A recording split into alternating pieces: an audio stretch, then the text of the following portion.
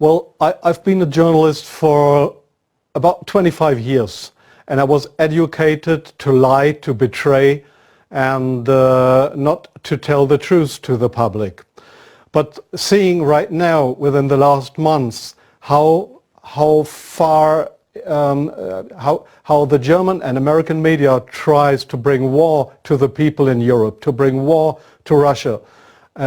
This is a point of no return, and I'm going to stand up and say it is not right what I have done in the past, to manipulate people, to make propaganda against Russia, and it is not right what my colleagues do and have done in the past, because they are bribed to betray the people, not only in Germany, all over Europe. The reason writing this book was that I am very fearful of a new war in Europe, and I don't like to have this situation again, because war is never coming from itself. There is always people behind it to push for war. And this is not only politicians, this is journalists too. And I just have written in the book how we have betrayed in the past our readers just to push for war, and because I don't want this anymore. I'm fed up with this propaganda. We live in a banana republic and not in a democratic country where we have press freedom, where we have human rights.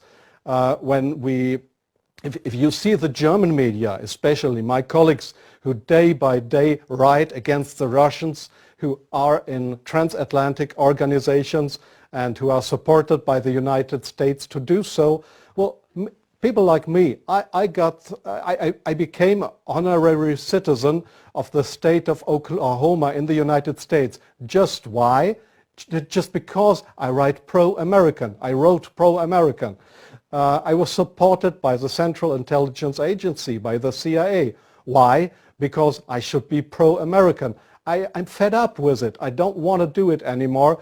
And so I've just written a book not to earn money. No, it will cause a lot of trouble for me, just to give the people in this country, in Germany, in Europe, and all over the world, just to give them a glimpse of a view what goes up behind the closed doors. Yes, there is many examples for that. If we go just back to history, if you go into the year 1988, if you go to your archives, you will find in March 1988 there was in Iraq, in Iraq, the Kurdish people have been gassed with poisoned gas. That is known all over the world. But in July 1988, they sent me to a town called Zubaydat, that is on the Iraqi-Iranian border. There was war. It was war between the Iranians and the Iraqis, and I was sent there to photograph how the Iranians have been gassed with poisoned gas, with German poisoned gas. You call it Lost and Zareen, mustard gas, made by Germany. They have been gassed, and I was there to make photographs how these people have been killed by poison gas from Germany. When I came back to Germany, there was just one small photo in a newspaper, in the Frankfurter Allgemeine, and there was one small article not writing how impressive, brutally, how unhuman, how terrible it was to kill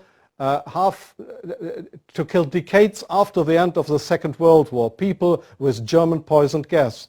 So this was a situation I feel misused for having been there, and just to give a documentary what has been done, but not being allowed to cry out to the world what we have done behind closed doors. Up to today, it's not well known in the public that with German public gas, there have been hundreds or thousands of people gassed in this city of Zubaydat. Now you ask, what have I done for intelligence agencies? So please see, most of the journalists you see in foreign countries, they claim to be journalists, and they might be journalists, European or American journalists, but many of them, like me in the past, are so-called non-official cover. That's what the Americans call that. I have been a non-official cover. Non-official cover means what? It means you too work for an intelligence agency. You help them if they want you to help them, but they will never, when you are locked, or when they find out that you are not only a journalist but a spy too, they will never say, oh, this was one of our guys. They will not know you. That means non-official cover. So I have helped them in several situations, and I feel ashamed for that too now. Like I feel ashamed that I have worked for a very recommended newspaper like the Frankfurter Allgemeine, because I was bribed by billionaires. I was bribed by the Americans not to report exactly the truth, but I just imagined in my car while I was driving to this interview, I just tried to work out in my brain what would have happened if I would have written a pro-Russian article in the Frankfurter Allgemeine. Well, I don't know what would have happened, but we were all educated to write pro-European, pro-American, but please, not pro-Russian. So I'm very sorry for that, but this is not what I understand for democracy and for press freedom. I'm very sorry for that. Well, yes, I understand your question very well. Germany is still a kind of a colony of the United States. You see that in many points, like the majority of the Germans don't want to have nukes in our country, but we still have American nukes. So we are still a kind of a colony of the Americans. And being a colony, it is very easy to approach young journalists through what is very important here is transatlantic organizations.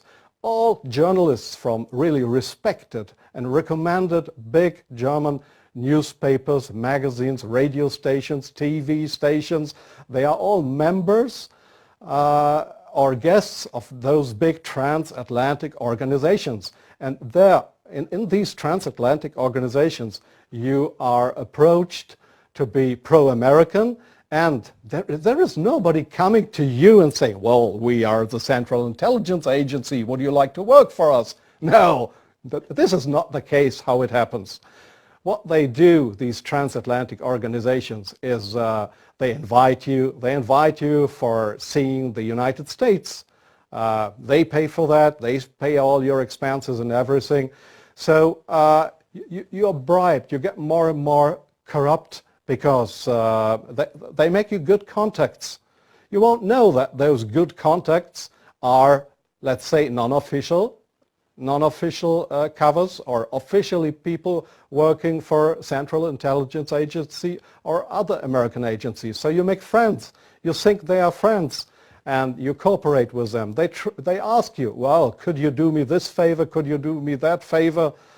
And so your brain more and more is brainwashed through these guys. And your question was, is this only the case with German journalists? No, I think it is especially the case with British journalists, because they have a much closer relationship. It is especially the case with Israelis, of course with French journalists for a part, not that big as with German or with British journalists. It is the case for Australian journalists, for journalists from New Zealand, from Taiwan, from, well, there is many countries in the Arab world, like Jordan, for example, like Oman, the Sultanate of Oman.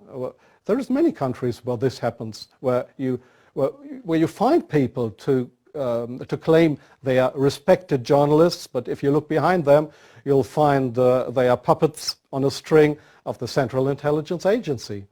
I'm sorry in interrupting you. I'll give you one example. Sometimes the intelligence agencies, they come to your office and want you to write an article. I give you an example not from strange other journalists, from me myself. I've just forgotten the year. I just remember that the German Foreign Intelligence, Bundesnachrichtendienst, it is just a sister organization of the Central Intelligence Agency. It was founded by the American Intelligence Agency. So one day the BND, this German Foreign Intelligence Agency, came to my office at the Frankfurter Allgemeine in Frankfurt. And they wanted me to write an article about Libya and about Colonel Muammar Gaddafi. I had absolutely no secret informations regarding Colonel Muammar Gaddafi and Libya. But they gave me all these secret informations, and they just wanted me to write, to sign the article with my name. I did that, but it was an article that was published in the Frankfurter Allgemeine that originally came from the Bundesnachrichtendienst, from the German Foreign Intelligence Agency. So do you really think that this is journalism, intelligence agencies writing articles? Oh yes, that article, I have reprinted it partly in my book. That article was how Libya and Colonel Muammar Gaddafi, how he secretly tried to build a poison gas factory, I think in Rapta was the name, yeah. And I got all those information. It was a story that was printed worldwide 2 days later. But I had no information on that. It was the intelligence agencies that wanted me to write this article. So, but this is not the way journalism should work, that intelligence agencies, that they decide what is printed and what not. If I say no, I give you an example from a very good example if you say no. Well, we have a rescue unit in Germany with helicopters for traffic accidents. It's called, they call themselves the Yellow Angels. There was one guy who didn't want to cooperate. He was a pilot of the helicopter service of the Yellow Angels in Germany. This guy said no to the Foreign Intelligence Service, Bundesnachrichtendienst, when they approached him and wanted him as a non-official cover to work for the German Foreign Intelligence Agency, just to pretend to be somebody from the Yellow Angels. So what happened was that he lost his job. And the court in Germany, the judge decided that they were right because such a guy could not be trusted. He was kicked off his job because he didn't cooperate with the Foreign Intelligence Service. So I knew what would happen if I would not cooperate with intelligence services. Well, I have had, let me say, 6 times my house was house searched because I was accused by the public prosecutor, the German public prosecutor. I was accused of leaking secrets of states. 6 times house searched. Well, they hoped that I wouldn't do that ever again. But I think it's worse that the truth will come out one day. The truth won't die. And I don't mind what will happen. I've had 3 heart attacks. I have no children. So if they want to bring me to court or to prison, so it's worse for the truth.